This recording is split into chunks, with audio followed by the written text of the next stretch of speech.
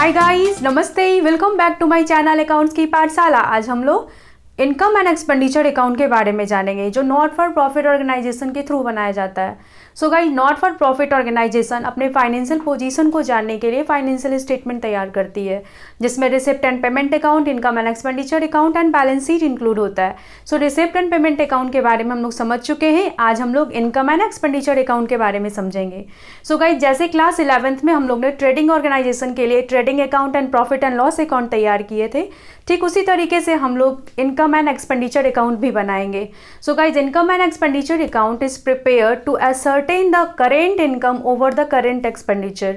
मतलब ऑर्गेनाइजेशन में कितना इनकम हुआ और उसके ऊपर कितना एक्सपेंडिचर हुआ, मेरे ऑर्गेनाइजेशन का बैलेंस डिफिसिट में जा रहा है और सरप्लस में जा रहा है, इस चीज़ को जानने के लिए हम लोग इनकम एंड एक्सपेंडिचर अकाउंट बनाते हैं। ठीक है, तो जैसे हम लोग प्रॉफिट एंड लॉस अकाउंट में डेबिट साइड सारा एक्सपेंसेस और लॉसेस को दिखाते थे और क्रेडिट साइड सारे इनकम को दिखाते थे, ठीक उसी तरीके से हम लोग इनकम एंड एक्सपेंडिचर अकाउंट में भी डेबिट साइड सारे एक्सपेंसेस को और लॉसेस को दिखाएंगे और क्रेडिट साइड सारे इनकम और गेन को दिखाएंगे।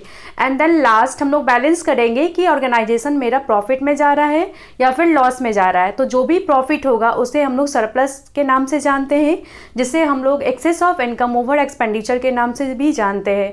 और अगर लॉस में जा रहा है तो उसे हम लोग डिफिसिट और excess of expenditure over income के नाम से जानते हैं। सो गाइस, चलिए हम लोग इसको डिटेल से समझते हैं इसका फॉर्मेट बना के। तो इसका फॉर्मेट देखिए कुछ इस तरीके से होगा। इनकम एंड एक्सपेंडिचर अकाउंट,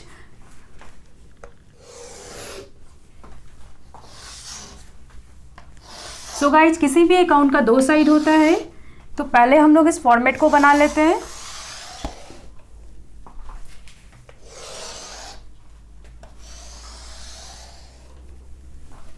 और हर अकाउंट का दो साइड होता है, डेबिट साइड और क्रेडिट साइड।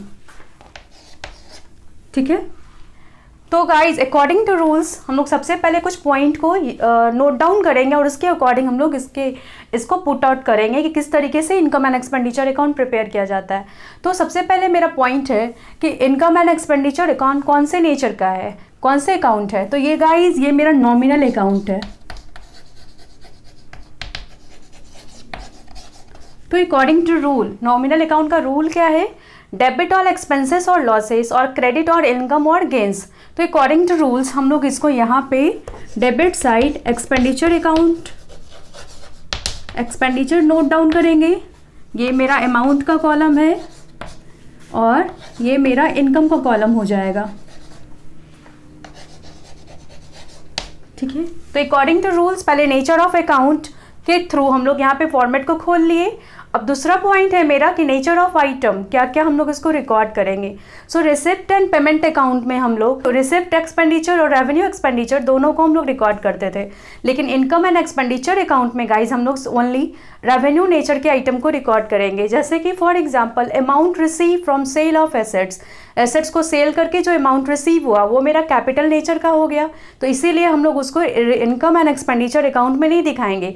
लेकिन हम लोग जब भी उसको किसी एसेट्स को सेल कर रहे हैं तो उससे जो हमको प्रॉफिट अर्न हो रहा है या फिर कोई लॉस को सफ़र करना पड़ रहा है तो उस चीज़ को हम लोग यहाँ पे रिकॉर्ड करेंगे। ठीक है, मेरा पॉइंट नंबर 3 है, जो भी कैश और बैंक बैलेंस का ओपनिंग बैलेंस होगा उसे हम लोग इनकम एंड एक्सपेंडिचर अकाउंट में नहीं दिखाएंगे। ठीक है, सो गाइस पॉइंट नंबर 4 के बारे में बात करते हैं, एडजस्टमेंट।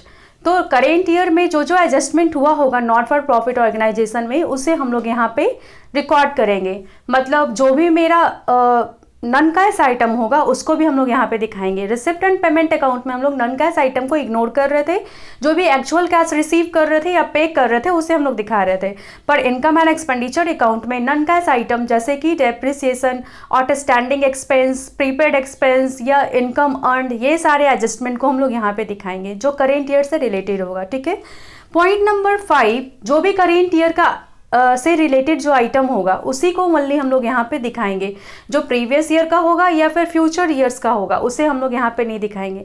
लेकिन रिसिप्ट एंड पेमेंट अकाउंट में हम लोग ने current year, future years and next year जो आने वाला है या प्रेजेंट ईयर है वो तीनों ईयर को हम लोग दिखाए थे। लेकिन यहाँ पे हम लोग ओनली जो करेंट ईयर से रिलेटेड आइटम होगा बस उसी को दिखाएंगे। ठीक है, so guys income and expenditure account का लास्ट पॉइंट के बारे में अगर हम लोग बात करें तो पर्पस, इसको बनाने का पर्पस क्या है। तो तो not for profit organisation income and expenditure account के थ्रू अपने फाइनेंशियल पोजीशन को समझती है कि वो प्लस में जा रहा है, मतलब वो सरप्लस में जा रहा है या फिर डेफिसिट में जा रहा है। सो गाइस, जितने भी तरीके का मेरा एक्सपेंसेस और लॉसेस होगा उसे हम लोग कहाँ दिखा देंगे, एक्सपेंडिचर के कॉलम में, और जो भी इनकम और गेन होगा उसे हम लोग कहाँ दिखा देंगे, इनकम के कॉलम में।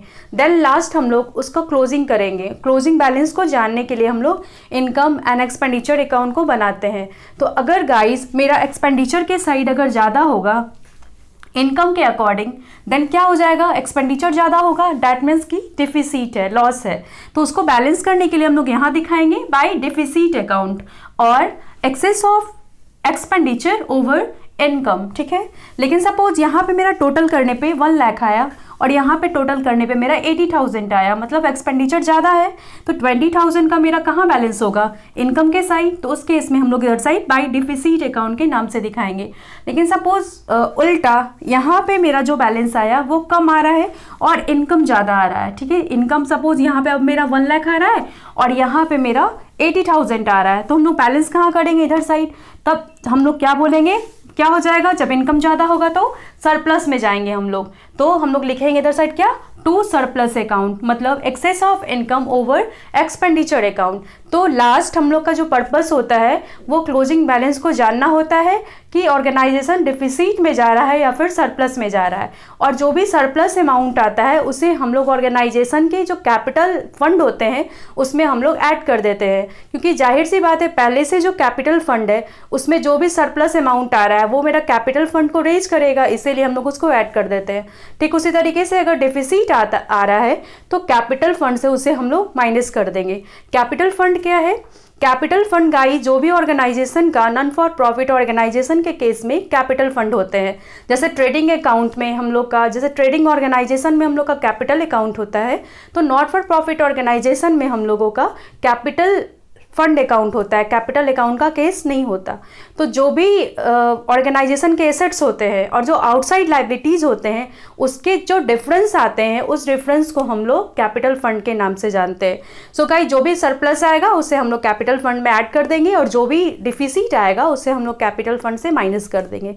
सो गाइस आई होप आप लोग को इनकम एंड एक्सपेंडिचर अकाउंट समझ में आया होगा और इसी के बेसिस पे अब हम लोग आगे इसके ऊपर प्रैक्टिस क्वेश्चन बनाएंगे। सो गाइस अगर आपको ये वीडियो समझ में आया होगा तो please like share and subscribe करिएगा और फिर से मिलते हैं अकाउंट की पाठशाला में, वेयर मनी टॉक्स।